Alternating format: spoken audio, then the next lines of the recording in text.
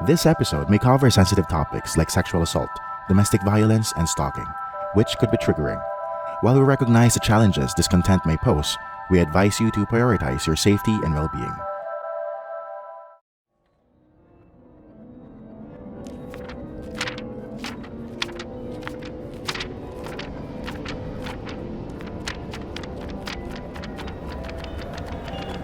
The Book of Bad Ideas.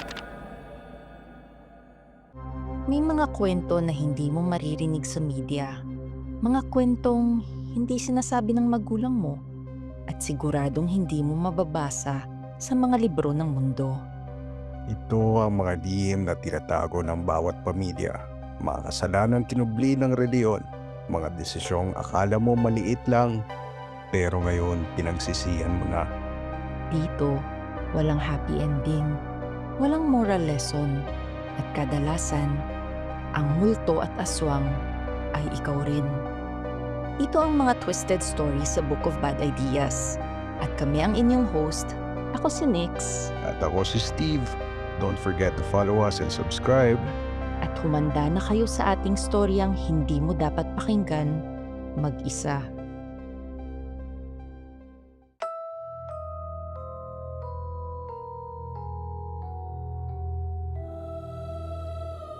What if ang bahay ni Lola ay binabalot ng lagim at trahedya? Maaawa ka ba o matatakot? Naalala ko ang storyang ito tuwing Pasko at nangyari ito dito sa amin sa Kalinog, Iloilo. Hindi ko ito makakalimutan. Ako nga pala si Benz Haise, 18 years old at first year college. Nangyari ito nung high school pa lang ako, 3 years ago, 2022. Ang baryo namin ay tahimik at masaya katulad ng ibang mga probinsya sa bansa. Minsan lang magkaroon ng krimen dito. Pero pagsapit ng Pasko noong 2022, dito na nagbago ang lahat. Marami kasing mga batang nawawala sa aming bayan. Nang Paskong yun, tinatansya ng kapulisan na 9 na bata na ang nawawala. Ang iba ay matagal nang nawawala since November pa. Pero pagsapit daw ng Pasko, biglang dumami at nadagdagan pa ito. Tila inaabuso daw ng mga masasamang loob ang Kapaskuhan. Dahil pag Pasko, di ba maraming batang naglalaro? Kasama ang mga kaibigan nila o kasama ang mga pinsan nila. Kahit maraming bata ang nawawala, hirap pa rin matukoy ng pulis kung sino ang mga suspect na ito. Kahit maraming crime scenes at CCTV footages. Hindi ko alam kung mahina ba ang kapulisan natin o sadyang mahirap ang kasong ito. Binalot ng misteryo at dalamhati ang baryo namin dahil dito. Sa halip na magsaya, may ilang pamilya sa amin ang apektado sa pagkawala ng kanilang mga anak. Ngunit hindi pa natapos ang kaso ng mga nawawalang bata kahit tapos na ang Pasko. May paisa-isa pa ring nawawala dito sa baryo namin sa mga sumunod na buwan. Dahil dito, pinagsabihan ko ang aking kapatid na grade school na si Jasmine na umuwi sa oras at huwag magpapagabi. Buti at masunuring bata itong si Jasmine at sinusunod naman ang mga bilin ko. Parang ako na rin kasi ang tumatayong magulang ni Jasmine dahil ang mga parents namin ay parehas na OFW sa Taiwan at Hong Kong. Noong Marso 2023, hindi na nasisiyahan ang aming mayor dahil sa mga kidnappings ng mga bata sa amin. Kaya humingi na ito ng tulong sa Central Command ng PNP at NBI sa Maynila. Pagsapit ng Abril, dumating ang mga specialist ng PNP at NBI sa mga gantong kaso. Nag-imbestiga sila at in-interview ang mga kakilala ng mga batang nawawala. By this time nga pala, around 16 na bata na ang pinaghahanap. Pero kahit gaano pa kagaling ang specialist ng PNP at NBI, hirap na hirap pa rin sila sa kasong ito. Wala silang lead o suspects. Ako naman, tulad ng ibang Pilipino, wala akong pakialam. Normal lang naman sa ating buhay ang mga krimen. Pagbukas mo ng social media o TV, ito ang laman ng newsfeed. Puro krimen ang balita.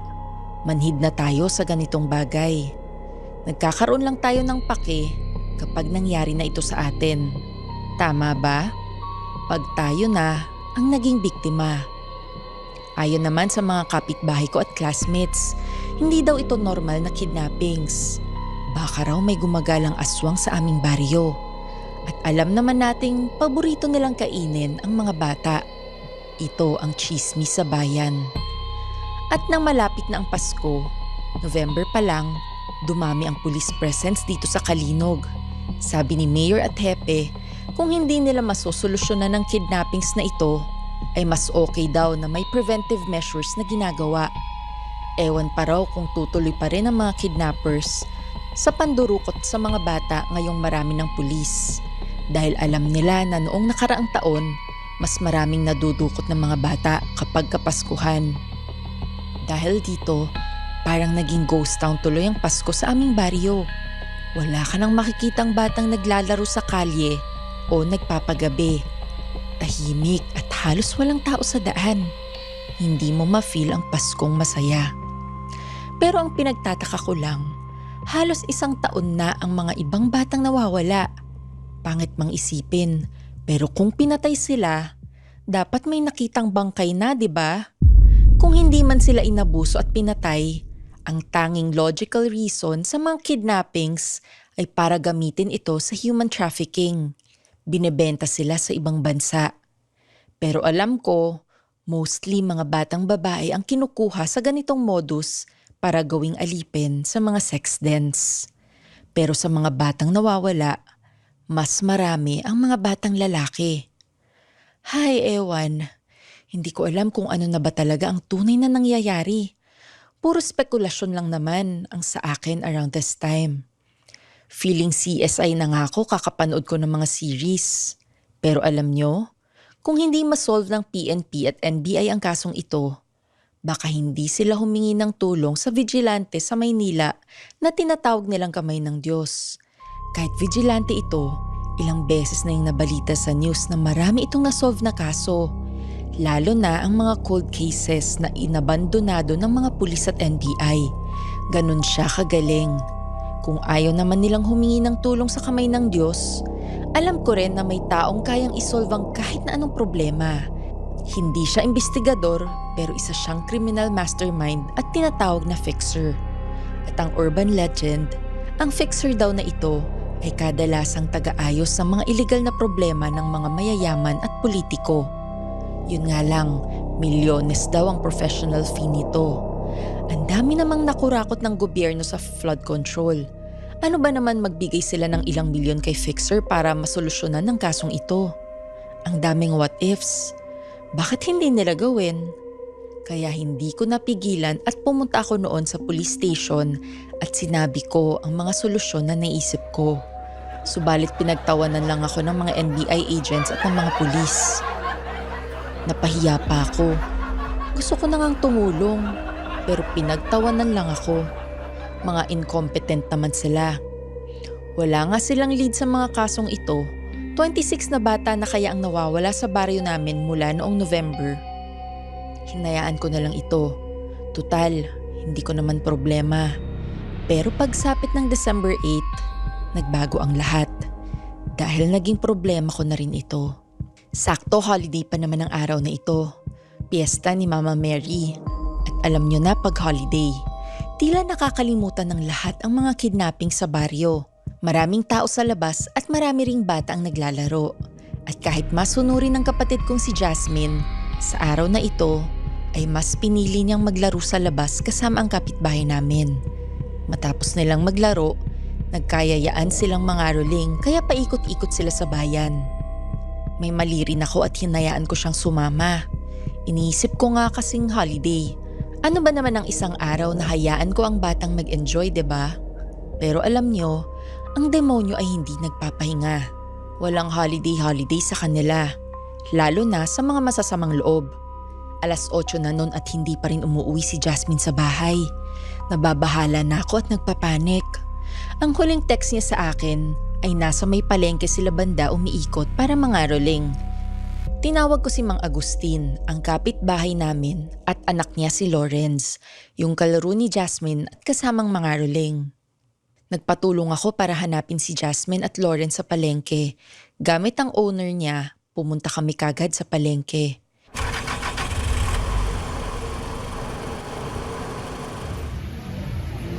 Pagdating namin doon, inikot namin ito pero matapos ang 1 oras, Hindi pa rin namin sila makita.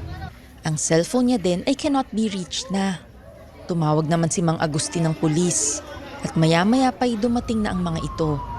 Chinek nila ang CCTV sa palengke at huling nakita si Jasmine at Lawrence na tinulungan si Lola Ivy sa kanyang mga pinamalengke. Matapos ito, hindi na nakita si Lola Ivy at ang dalawang bata.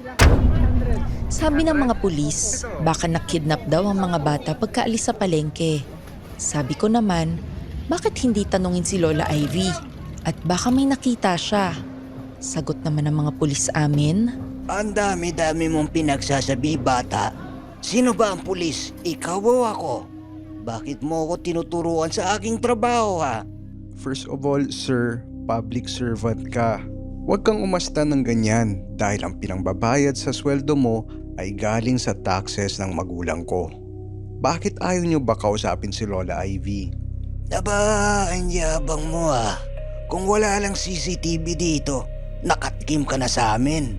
Useless tanungin si Lola Ivy. Kilala mo naman ang matandang yan. May demensya na yan at di niya masasagot ng maayos ang mga tanong namin. Kung di niya masagot ng maayos ang tanong, bakit hindi niyo siya imbestigahan? Di ba siya ang last person na kasama ng kapatid ko? Si Lola Ivy? Suspect! Sa tanda noon, kaya niya pa bang mangitdap? At sabihin natin maging suspect nga siya. Ano naman ang gagawin ng matanda sa mga batang yon? Aber, Mr. CSI? Walang pinipili ang isang krimen po. Kahit sino pwedeng maging suspect. Saan ang common sense mo, Mr. Police Patola? Wala kang utak, gago ka. Paano ng kapatid ko? hindi ko na napigilan ng sarili ko na sapakin na sana ang pulis. Wala akong paki kahit may baril siya. Kailangan kong makita ang kapatid ko. Pinigilan naman ako ni Mang Agustin at sinakay sa owner jeep niya. Sabi nito sa akin, walang saysay kung makukulong man ako dahil dapat unahing hanapin ang mga bata. Nang mahimasmasan ako, naisip ko na tama nga si Mang Agustin. Sabi ko sa kanya pumunta kami sa bahay ni Lola Ivy, malapit sa simbahan. Kahit bobo ang pulis kong kausap kanina, totoo naman ang mga sinasabi niya tungkol kay Lola Ivy. May demensya na ito. Siguro nasa 88 na siya ngayon at mag-isa lang itong nakatira sa isang puting bahay malapit sa simbahan. Kinakatakutan ng bahay na ito sa aming baryo. Siya lang kasi ang nag-iisang bahay mula pa sa panahon ng Spanish era.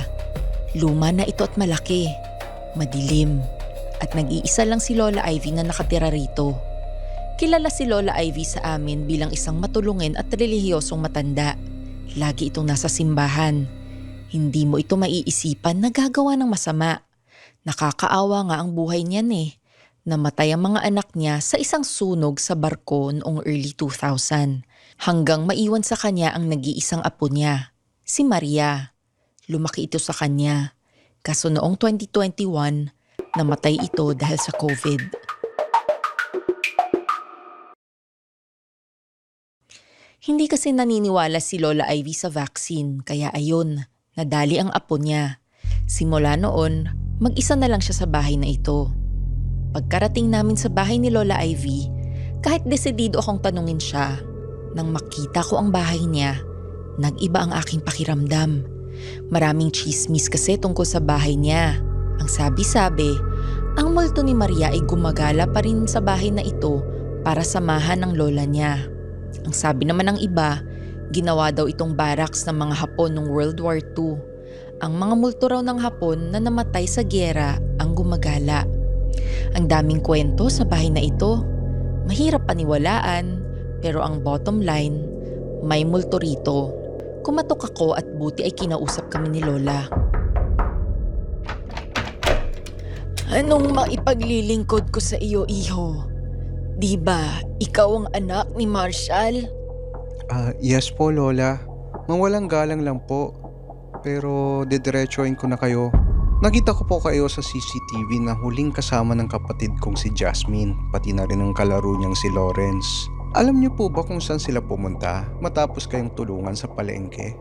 Abay, kapatid mo pala yun. Ang babait ng mga bata. Ang dami ko kasing napamalengke at hirap akong buhatin ng mga plastik. Buti na lang tinulungan nila ako. Pero hindi ko na alam kung saan sila nagpunta matapos nun.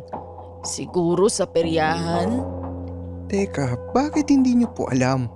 Kayo ang huling kasama, di ba? Pwede ba kaming pumasok dyan sa loob ng bahay niyo? Jasmine! Jasmine! Jasmine! Diyan ka ba? Teka, sino ka nga uli? At bakit ka sumisigaw? Sa puntong ito, nabahala uli si Mang Agustin sa aking mga ginagawa at pinigilan ako. Sabi ko baka nasa loob ang mga bata. Pero sabi rin ng Mang Agustin na maawa daw kami sa matanda at tiyak siyang walang bata sa loob. Pero iba ang nararamdaman ko sa bahay na iyon. Parang may naririnig akong mga naglalarong bata at may naririnig din akong umiiyak. Hindi ko alam kung may third eye ako, pero totoo ang mga naririnig ko at nararamdaman.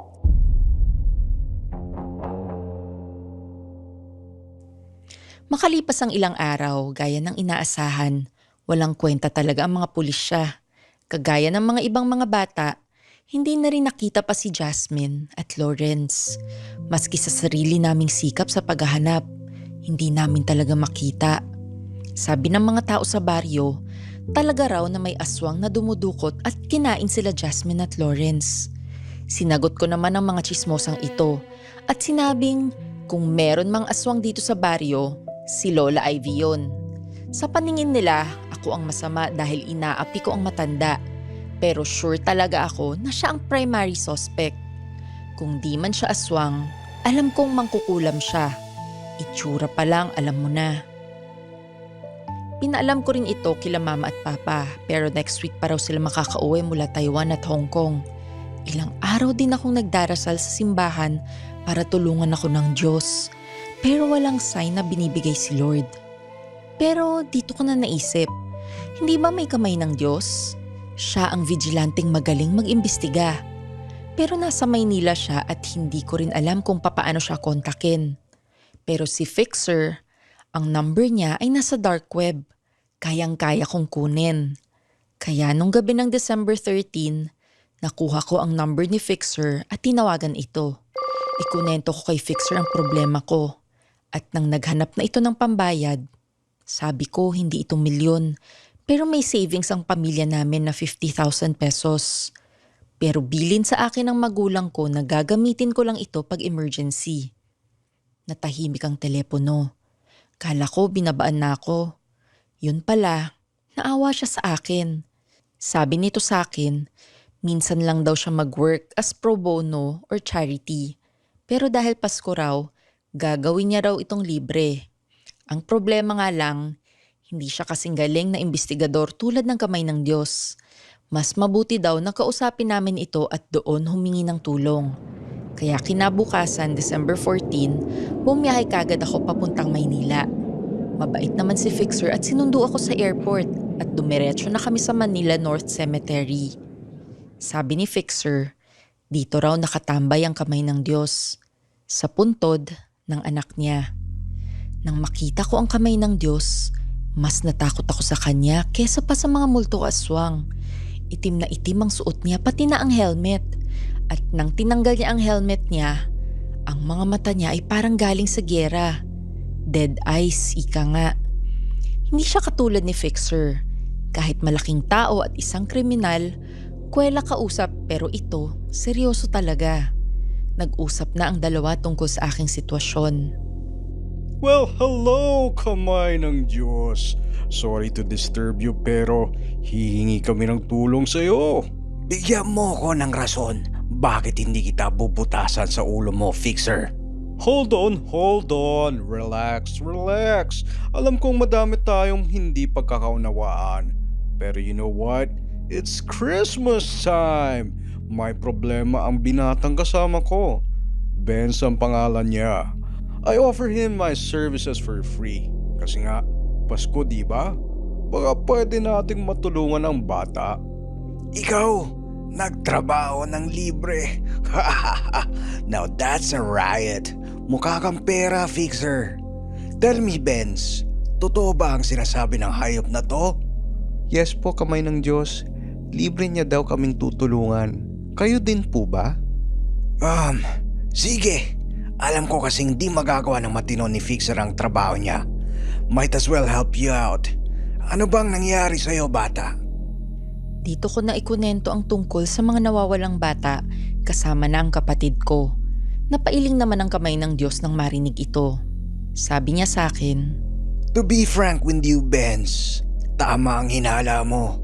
Kung hindi man sila bangkay, baka nga na-sold na sila sa black market dahil sa mga human traffickers. It doesn't look good, pero I will try to investigate pa rin. Tama na sa akin ka lumapit dahil bobo ang mga pulis natin. Maraming salamat po, kamay ng Diyos. Teka, bago tayo umalis, baka may plano ka sa Christmas, kamay ng Diyos. Ayaw naming maging istorbo. Tumahimik ka, Fixer. Wala akong Pasko at wala na akong pamilya. At ang tanging pamilya ko ay ang tinatapakan mo ngayon. Sorry about that. Puntod pala ito ng anak mo. Alright, let's go. matapos nito, dumiretso kami sa airport. Sabi ni Fixer, may private chopper siya. Para mabilis daw ang biyahe namin papuntang Iloilo. Kesa bumiyahe pa kami gamit ang mga commercial planes. Nagulat ako na ganito pala ka-big time si Fixer. At matapos ang ilang oras, nakarating na kami sa baryo ko sa Kalinog, Iloilo. Grabe, same day nakabalik kami. Yun nga lang gabi na. Agad naman kaming dumiretso sa hotel. Sabi ni Fixer, dun daw muna kami magsistay at matutulog. Sabi ko, hindi ba namin nahanapin ang suspect? Sabi ni Fixer, hayaan daw namin ang kamay ng Diyos mag-imbestiga buong gabi. Let the man do his thing, sabi nito. Ganon katiwala si Fixer sa investigative skills ng kamay ng Diyos. At kinabukasan, pagising namin ng tanghali, bumalik na ang kamay ng Diyos at natapos na raw siyang mag-imbestiga. Sabi nito sa amin, tama daw ang hinala ko. Ang primary suspect ay si Lola Ivy. Chinek niya daw lahat ng CCTV at nag-interview ng mga eyewitnesses. Si Lola Ivy daw ang laging kasama ng mga bata bago ito mawala. Same ang modus nito. Laging maraming dalang plastic na mabigat. Magpapatulong kunwari, ayun pala ay gagayumahin na para sumama sa kanya at sa bahay nito. Ang hindi lang masagot na tanong ayon sa kamay ng Diyos, ay bakit ito ginagawa ng matanda? Anong ginagawa niya sa mga bata? Nagulat ako sa mga sinabi ng kamay ng Diyos. Ganito pala talaga siya kagaling. Dagdag pa nito, may narinig daw siyang mga iyak ng mga bata sa bahay ni Lola Ivy. Kahit hindi niya pinasok ang bahay, rinig daw ito sa labas. Kaya sure siya may mga bata sa loob. Bago magdilim, nag-decide na kaming tatlo na sugurin ang bahay ni Lola. Sakto 6:00 ng gabi. Dumating na kami sa bahay ni Lola. Sinipa ni Fixer ang pintuan. Binunot naman nila ang mga baril nila. Balot sa dilim ang buong bahay. Nakakatakot. At parang may mga nakikita kaming multo ng mga bata. Naglalaro. Ang iba naman ay umiiyak. Gusto ko sanang tumakbo dahil first time kong makakita ng mga multo. Sabi naman ni Fixer, mas matakot daw ako sa buhay kesa sa mga multo.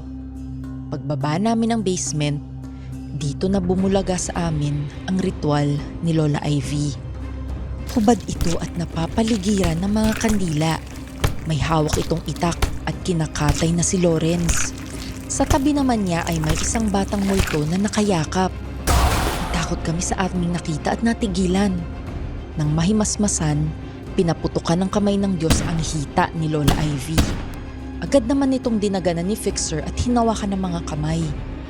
Kahit nandidiri ako at natatakot nang makita ang bangkay ni Lawrence, agad ko namang hinanap si Jasmine. Buhay pa kaya siya? O baka kinatay na rin ni Lola? Sa isang sulok, nakitang nakakulong si Jasmine. Pinakawalan ko ito at niyakap. Buti na lang at buhay pa siya. Siya na siguro ang isusunod ng matanda. Agad namang pinusasa ng kamay ng Diyos ang Lola. Tinanong niya ito bakit niya ito nagawa. Pero hindi ito sumagot. Gusto rin sanang torturein ni Fixer si Lola Ivy. Pero sabi ng kamay ng Diyos, hayaan na lang daw ito. Mas mahalagang nahuli na ang suspect. May mga krimen daw talaga na hindi mo alam kung bakit ginawa ng suspect. Dumiretso kami sa police station at bigla lang itinapo ng kamay ng Diyos si Lola Ivy sa may pintuan ng presinto. Brutal din talaga siya. Iniwan na din nila ako dito kasama si Jasmine. Babalik na raw silang Maynila. Nagpasalamat naman ako. Ikunento na namin sa pulis ang nangyari at hindi sila makapaniwala na si Lola Ivy nga ang suspect. Sa mga sumunod na araw, china-check nila ang bahay nito at nakita nila ang iba't ibang katawan at skeletons ng mga bata sa ilalim ng sahig ng bahay. Grabe pala si Lola Ivy. Ang daming napatay ng mga bata. Sabi ko na nga ba't mangkukulam yan? Naging normal na rin ang buhay namin matapos ito at noong Pasko ng 2023, dumating na rin sila mama at papa. Ang saya ng Pasko at kumpleto na kami. Muntik nang magpasko si Jasmine sa bahay ni Lola. Buti na lang at hindi. Pero nung gabing yon, may hiniling si Jasmine sa akin at natakot ako. Kung pwede raw ba akong pumunta sa bahay ni Lola Ivy. Gusto ko sanang magalit pero sinunod ko na lang ito. Pasko naman. May dalang kandila si Jasmine at jackstone. Pagdating namin, nagtirik ito ng kandila at nagdasal. Pero hindi ko gets bakit may dala itong jackstone. Maya-maya pa'y naglaro na ito at may batang multo na nagpakita. Sabi ni Jasmine, ito daw si Maria, ang apo ni Lola Ivy.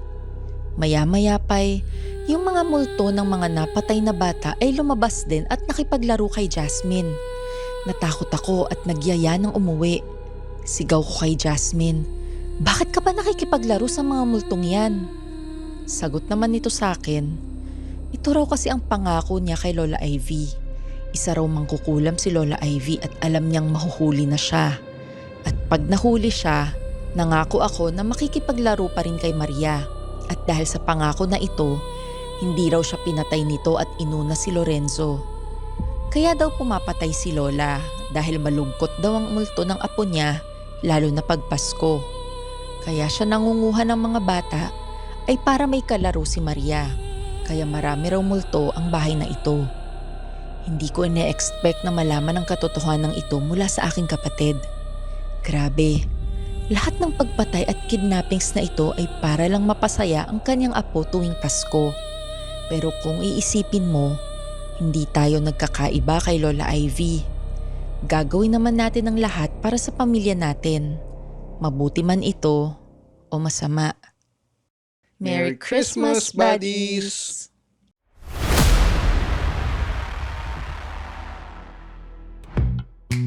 The Pod Network Entertainment.